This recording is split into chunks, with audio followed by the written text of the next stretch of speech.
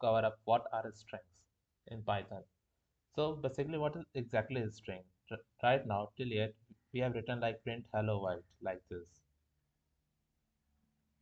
hello world, and it also printed. So basically, a string is a collection of individual characters. Like just like we have H is a character, E is a character, L is a character. We have this collection of these characters, and they all combined up to make a string. So a string is a data type in Python, which it also has different multiple multiple functions. So our first example is just you can also store strings to a variable just like this. We have done that. Hello world.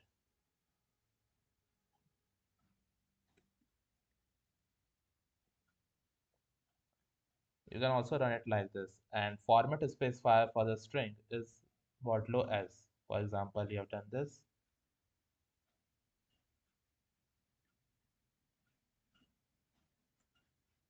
Now I have to print message. Either you can do it like this, or if you want to go with the format, you have to use like modulo and then s, not as message basically.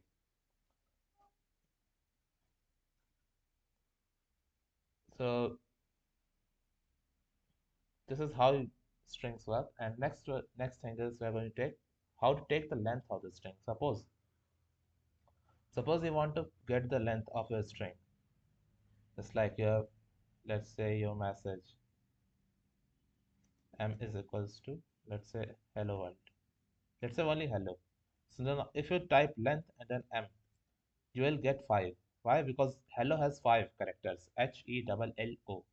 So in this way, also you can apply length directly to the characters. Like if you apply like this, then too you will get the length. So basically len is a built-in function of Python which allows you to get the length of the string. So we can write a simple program for this. Let's take input message from the user. For take input, you can simply take just input, enter your message.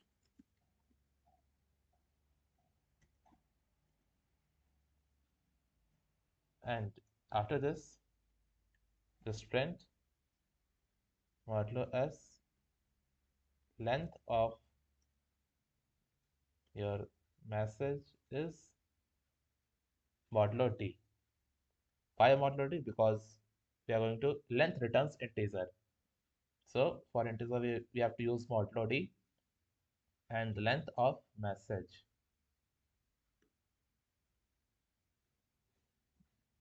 So if you run this,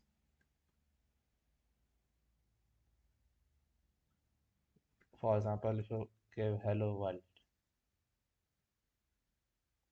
and strings are not about English alphabet. You can also store different types of character. For example, let's say s is equals to, let's say you want to store at the rate and some brackets and this power sign and star hashtag. You can store almost anything, and these strings will also work as string.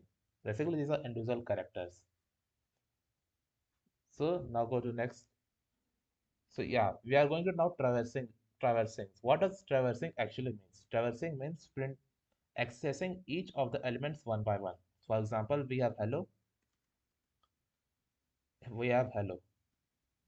So what does traversing means? Traversing means HELLO.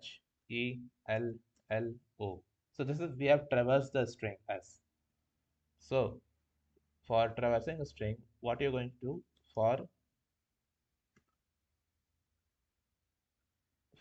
character in S, you can directly write this, and then after there's this, you have to give one tab or indent and print cat. So what this will do, this will print HELLO on the on each line like this. And even you can apply some print functions print arguments like and equals to if you want something else. Just like H is print on one line, E is on different line. If you want them to on the same line, you can simply do it like this. And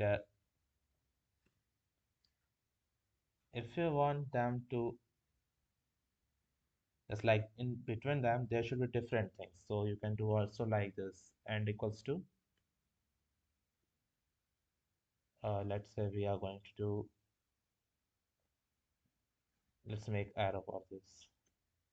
If you run this, you get H arrow, E arrow, and then L, and then arrow, and then L, and then arrow, and then O, again arrow. So this in this way you can traverse your string. So for this, you can just let's make a small program. We have already taken input from the user. Now we have to do it like for char in message print char.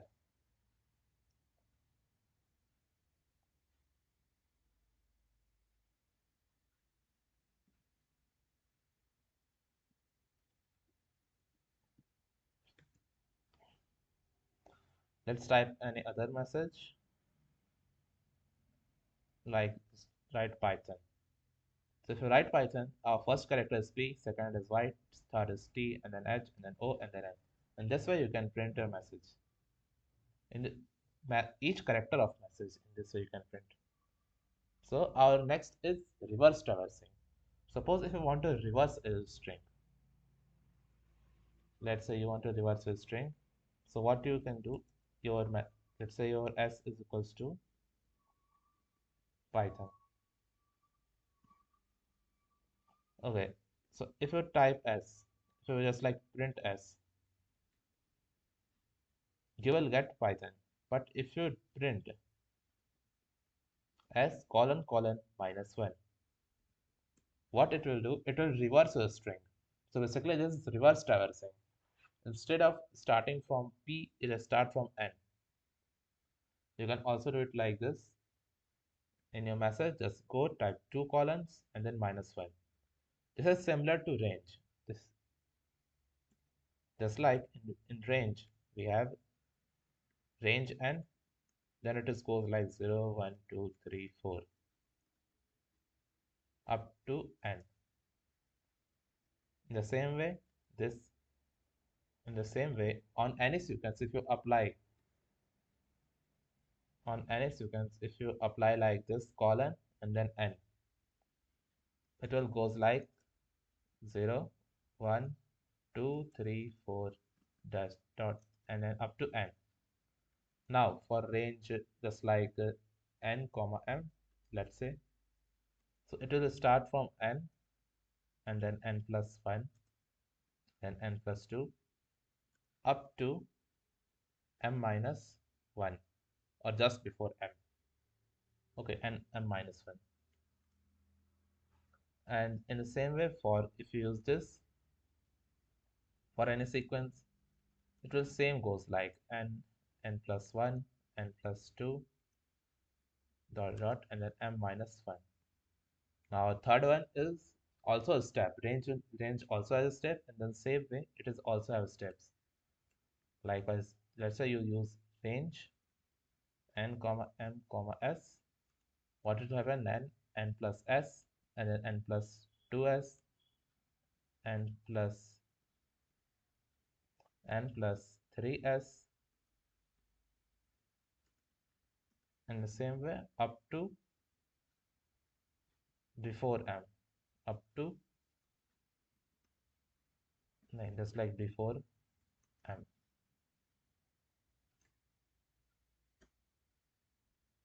In the same way N colon M colon S will does. So basically these both are same thing, but range M will return you this sequence, while you will have to apply this on the sequence, just like a string we are applying.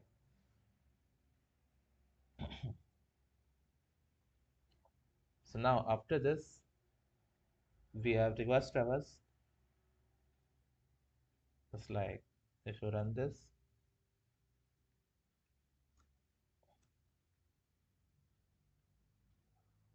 Let's run the command.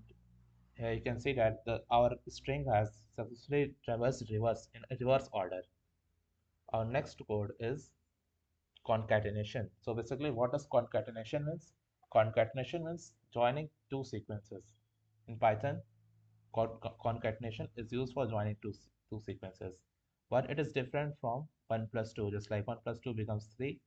But if you do string of 1 plus string of 1, it will becomes 11. So it's not 11 actually. It is actually character which has joined one after another.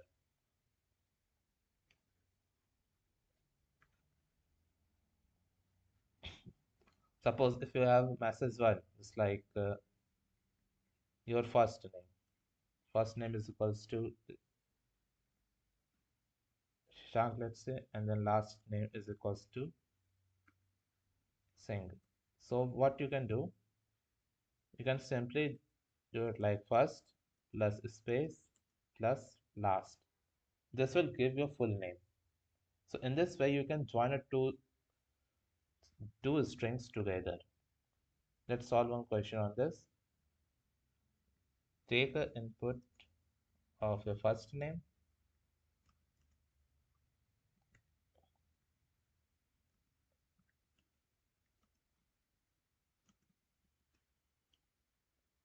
and afterwards take an input for the last name. Enter your last name. So your full name will become first name plus last name, and you can print welcome like this, and after that modulo and then full name. So when you execute this, it will ask your first name. Let's write first name and then second name. So here you can see that it concatenates them first and then prints this greeting message. So this is how concatenation works. Now our next one is repetition. So repetition is like multiplying two objects, just like you have done so far. It's like 2 into 3, 4 into 5. They multiply numbers, but in terms of concatenation, if you do it like this, a into 3, it gives you 3 times a. If you do it like this 5 times, 4 times, it will give you 4 times. And we have done this so far. It's like star and then space. So you can do it like this. So we are just like we are running a loop, nested for loop before solving a questions. You can directly use this without using for nested for loop. Here's a simple example you can see. Let's say for I in range, let's go from n1 to 4. Therefore, I will gain 5 and then s is equals to star and space. And what you're going to do is multiplying this with I. So what will happen for every loop? I is changing 1, 2, 3, 4, 5. And our s will become star space for I equals to 1.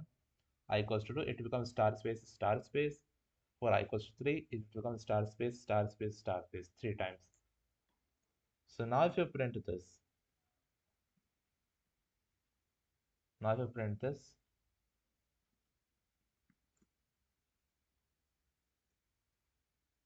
here you can see we have printed our right angle triangle using just only one for loop without nested for loop. Now after this, we have membership operators. Just like I've already told, membership operators are like in and not in. It is used to check whether the elements are in the sequence or not. Suppose, let's say, uh, let's take any sentence.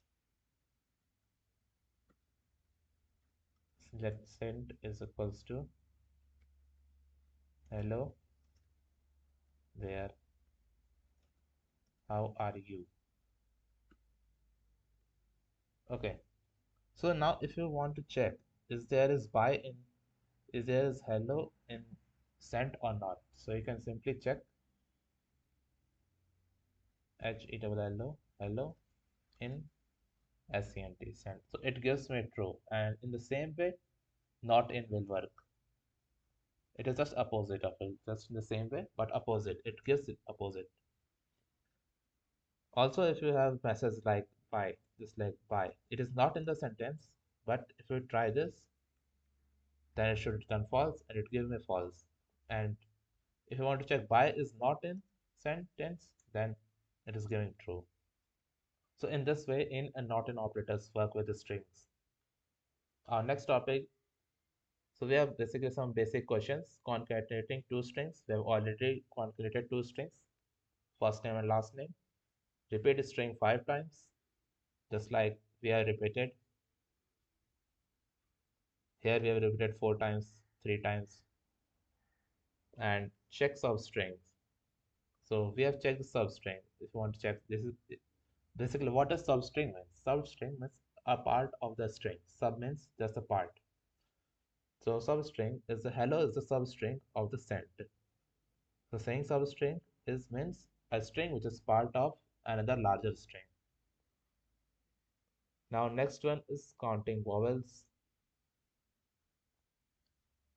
So for counting vowels, what we can use, just like A in hello, false. Let's say suppose E in hello, it gives me true. So whenever it gives true, I can increase the counter. So let's make this. First, I will take a string. Let's take input string from the user. Input only, not int. Enter your string. If you do this, after this, we are going. What you are going to do? Our first count is equals to 0. Our counter is set to 0. We will increase one by one if we got any vowel. So for I in, so for I in string f, let's replace I with char, so it define more a code, clean code.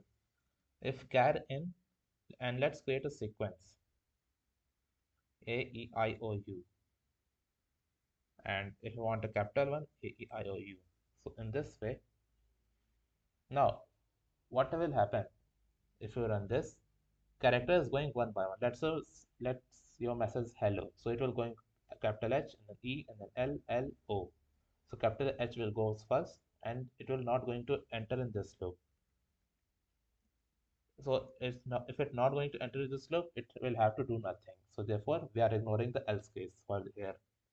And afterwards on the second loop, it selects E from hello, the second position, E from hello, and now you can check if you run this E in, let's say E in AEI IOU and then AEIOU.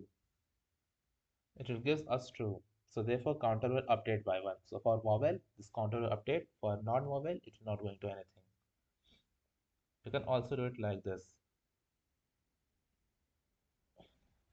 Count vowel and then count consonant.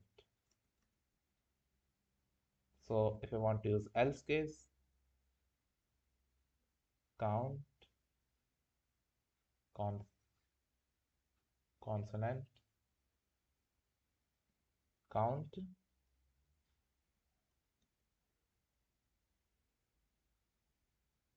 vowel. We need to update it by 1. So whenever it encounter, so whenever it is not a vowel, it will update the constant. So now we are going to print your string has modulo t, because these are the integers, has vowels and d constants.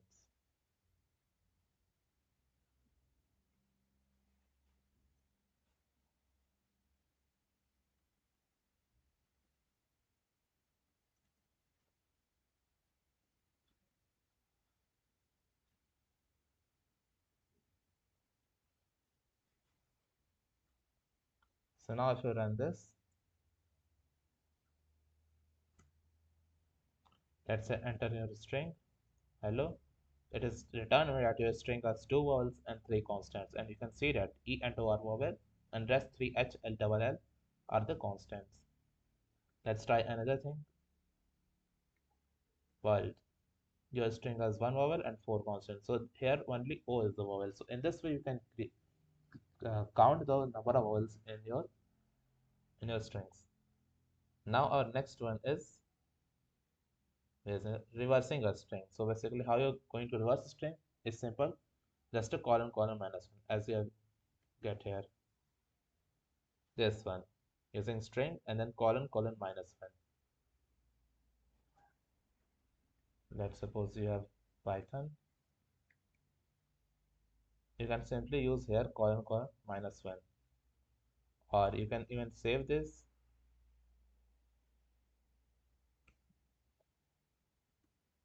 and if you do, you can also do it like this. So it will also make your reverse string.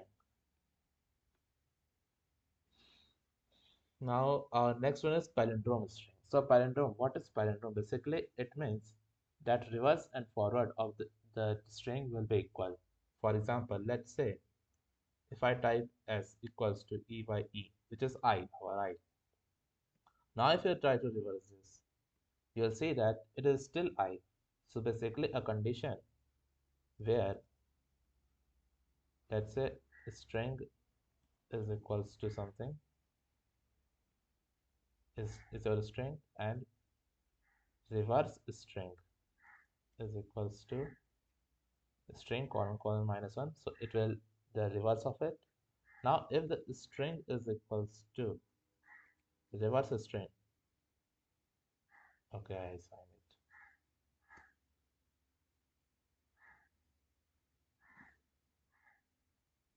Wait a second. So yeah, if reverse string is equals to, it's like if I run this, it will give us true, because I and reverse of I is also e by e, and forward of I is also e by e, so both are equal. So if the reverse and forward, if they are equal, then it becomes reverse palindrome of the string. Let's suppose enter your string, and then afterwards we are going to check if string is equals to string con minus one. So basically this is reverse, it is checking with the reverse one. Print, it is palindrome. Palindrome, yeah, palindrome. Else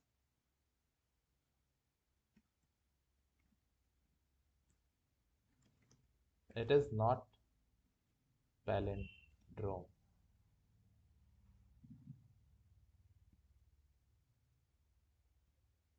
So if you run this, let's say if I run I, it is palindrome it is giving us.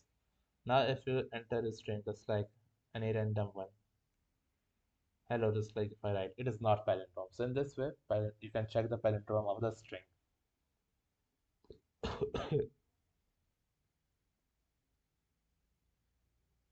These are the things that are going to cover in later section. And also if you want to check length of string, you can simply use length function, just like this we have already used. So now next one is the comparison. So yeah, right now we have just checked these are equal or not, true or false. But what if I told you what is the output of this A is greater than B, will it return true or will it return false? How are you going to check that? So it returned false because A comes before B. Now again, now you can also do it with like this. C is greater than A. So in this way, characters check. But now if I say,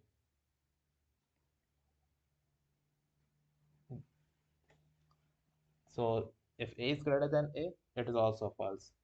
So now if I, after this, if I write AA and AB, so this will going to check first characters of both of them. So first character of both of them are equal, so they are ignored, and it will move to second character, which is A and B. So it will compare A with B. So here we can see that B is greater, but our condition is opposite here written. So it must return false. So you can see that it returned false. Now if you set it to this, it returned true. So basically it's like character order A, B, C, D, E. So as well as your alphabet increases, just like alphabetical order, a string will get its higher value. And also if I say what is the output, what will be the output of this? It will return should return true or false, but it let's compare first two characters. First character of both of them. First character of this one is A. This one is first character A, and this one has first character B. So B is greater than A. So therefore it returned false. It is not going to check for the second character if it can decide. It will only check go for second character, third character if they all are before that are equal. Else it will not going to check next one. So you can see that it returned true. It doesn't mean that it has two characters, then it will have more value. And even you can see it has B. Then to it, according to Python, it is less than. Not only Python, in every language. So this is how comparison works. Uh, so yeah, next one is more important, which is ORD and CHR. What does ORD gives? Let's try to. ORD first of all, first thing is that ORD takes only a character. And what is character? Is like this is character. This one is also character. This one is also character. These are things character. But if you write this is not a character. So if you want to check ordinal number, ORD means ordinal number here. It will gives you ASCII number of that number. So if you check ordinal number of A, it is 97. And if you check ordinal number of B, it is 98. So before that, we have learned that how does that the comparison works. So here you can see that in this version, what Python does, it is taking the ordinal number of A and compare it with ordinal number of B. So you can see that 97 is less than 98. So what will happen? 97 is actually less than 98. So it returned true at the same time. Now before that, what in this situation, what A and A, they both are encountered at first attempt, at first character. And so if you check 97 is greater than 97, it will not going to, obviously here is false, but at here it is equal. So it is going to ignore them. So for equal condition, it ignored and it again goes to check 97 is greater than 98. So that's how ORD works. ORD basically gives ordinal number. And what does this ordinal number? It is ASCII. It is represents a Unicode. Unicode of that A. So Unicode of A is 97. If suppose if I say what is the Unicode of capital A, you will do it like this. So Unicode of capital A is 65. Also, okay, can you guess the output? What if we compare this A and A? Will it return true or false? Because we can see this is capital, but if you're going to check ordinal number of capital A, is less than ordinal number of small a. Ordinal number of small a. So what will happen? Python will check it like 97 is less than 65. So yeah, it is false. Therefore, small is less than capital A. And now next one is that suppose you got the ordinal number 97. Now if I give you a number 97 and tell you to get the character. Which character? Find the character which is at 97 in Unicode. So you have to do it like this: character 97. It returned A. Character 65. It returned capital A. So in this way, ordinal and CHR works. Also, one more important thing: if you run like A, B, C multiple characters, it gives error because let's read this error. It says traceback file whatever it is type error or ORD expected a character but string of length 3 found. So basically our Python is complaining that we have to give only one character but we have passed the three characters of string. So in this way ORD and character works. Now next one is very important, which is indexing. So what does indexing means? Indexing means suppose if I say what is the first character in this S in this string hello, you will may say H, and then second you can say E. So this is basically indexing. But all of the programming language has little bit different indexing. All of the indexing starts from zero. Suppose if I say what is that index 0, it is H. What is index 1, you will say E, and you can even check it just like S of 0, it returns H, S of 1, it returns E, S of 2, it returns L. So because this is L, and then S of 3 again L because we have double L, S of 4 we have O. Now if you tried S of 5, it gives error because string index out of range. So if you have length of a string like if you have length of string S which is 5, so you cannot access 5 or greater than 5. So indexing is always less than the length of the S, not even equals to, it is always less than. So if I have length 5, just like I have length 5 here, I can use 0 1 2 3 4 as an indexing. I cannot use 5. For 5 it gives me error like index out of range, and even for the greater it will still say index out of range. So in this way indexing works. Yeah, this is a basic example. And next one is the slicing. We have recently learned the slicing, just like I have told the range. How does the range works? So slicing, what does slicing means? Like we have S is equals to hello. Now if I say S of 0, S of 1, S of 2, S of 3, S of 4. We are not going to type S of 5 because it is index out of range. Now if we try S colon like this, it will give whole string. Why? Because if you pass nothing before column and after column, it will it will print a whole string. So let's see the syntax. How does the syntax of this works? So basically, it is like a string or any sequence you can even try. We will later learn on more sequences like list, index, list, tuple, and sets, dictionary like. So this first one is like a start, just like in our range has first argument, it will accept first argument as start. In the same way, it is also accepting first argument as start. Next one is end, and third one is step. And by default start is 0, end is end of the string or length, and step is 1. So this is by default. Now you may wonder, why is it length of s? If I write s of 5, it gives error. So if you remember from range that we always need to add one more. We always need to add one more to the range. For example, if I write for I range, I always write num plus 1 so that I can also use num. So basically, I what I want here, length, I want it from to 0, 1, 2, 3, 4.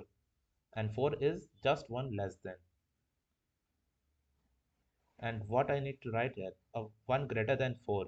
So which is length of s. So length of s, you can write it here.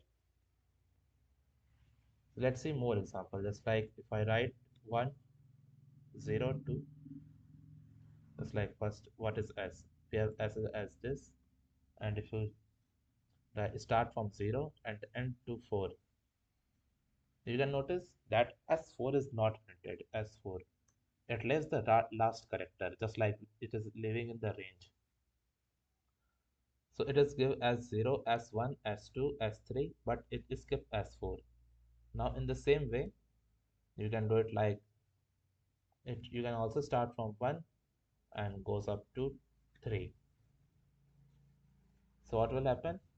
It will gives S1, it just give us S1, S2, but not give S3. Although they are both the same, but you can even check that after E there is only one L. Next L is S3. It is not going to come here. Now next one is if you try this like 3. What will the output of this one? It will print like HEL because by default 0, 1 is selected. By default 0, 0 element, 0th element of the 0 index of that string is selected. And after that it goes like 0, 1, 2 and just stop right before 3. And in the same way, if you try this, let's say 2 up to 5, it will also give because S5 is also that S5 is giving error, but this will not going to execute S5. It will only goes up to S2, S3, S4, and just right before S5. Right before 5, it stops. Now, if you want, if you what if you remove the 5 and leave this empty space? So if you type this, it goes up to the end of the string, which is obviously same because 5 is the length of the string. Now our next one is, does it have? Our next one has like stepping. Let's say, so here you can see it HLO. Why is it HLO is printed? You can, so 2 is basically stepping 2. First character is H or 0 index is H. And then if you step 2, step 1, after step 1 is E, after second step is L. So we got L, and after that this L. If you step 2 more, you got O. So let's make this string little larger. Let's say documentation.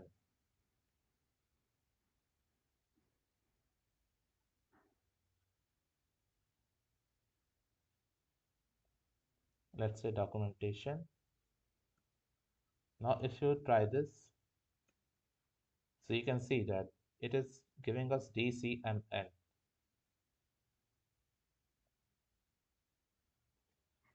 It is giving us DCMN because first is D and then it leave the O and afterwards it is C.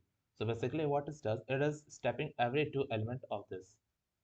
Now if in the same way, if you write here 3, it will, the string is now stepping every 3. So every third character is going to select from the string S.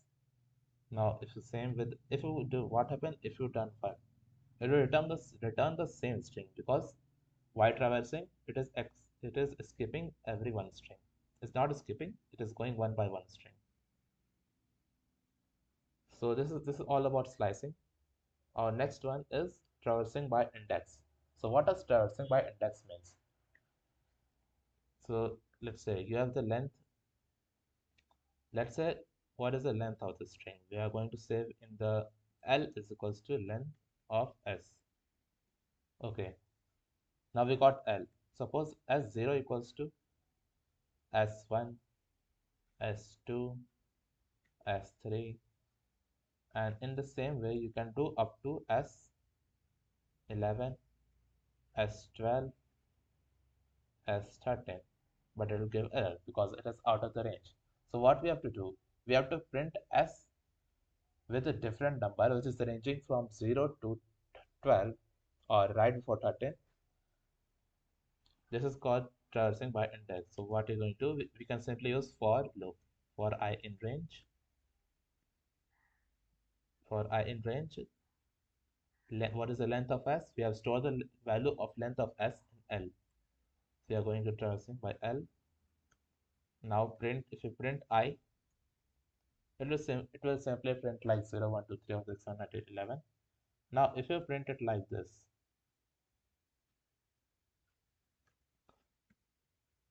now if you print it like this, you can see that our 0 at 0 index we have T, at 1 at O, at second we have C, at third we have U, at fourth we have M.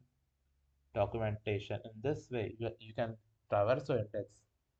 You can traverse your string with the help of index. Now negative indexing. So negative Python has one more feature which is negative indexing. For example, if I say what is the last element of this string, or give me the last second element. So for that you have to do it like s of -1, and last second s of -2. So for last another string, let's say for last another string s of -n. So last fourth string is fourth character basically NOI. So last four character is T. So for the last four character, what you have to do, you have to write in the negative way. So last first character it is -1, last second -2, last third -3, last four -4. Now after this you can go like up to s of -5, s of -6, s of -7, s of -11, s of -12, s of -13. Here you can see that you can also access the negative of the length. For example, what we have the value stored, L is the length of the s. So if you access s of L, s of -L basically, it will give the first character. Now what will happen if you subtract one more, just like -13, if you -14. So we got again index out of the range. So for any string, what is the valid range of it? So valid range for any string is from minus negative of length to the positive of length -1. So let's traverse it with a negative indexing. For I in range, for negative indexing, we should start from -1, just like we have started here. You can see this is -1, and up to -13.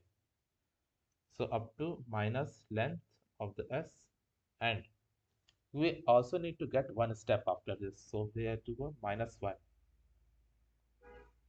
How does -1? We need to also step this one by the -1. So there are lots of -1. And after it, just print s of I, comma, I. If you print this, you can see we have traversed our string in the negative way. So at the last second, last first is N, last second is O. You can see that for -3 we got I, which is the last third character of our string. So our next one is reverse traversing by index. So we have already done that, and and after this, so that's all for string. And next part we are going to cover up the string functions. Just like we have different types of string functions like capitalize, find. Suppose you want to find something in that, and is your string this number or not. So that's all for this video.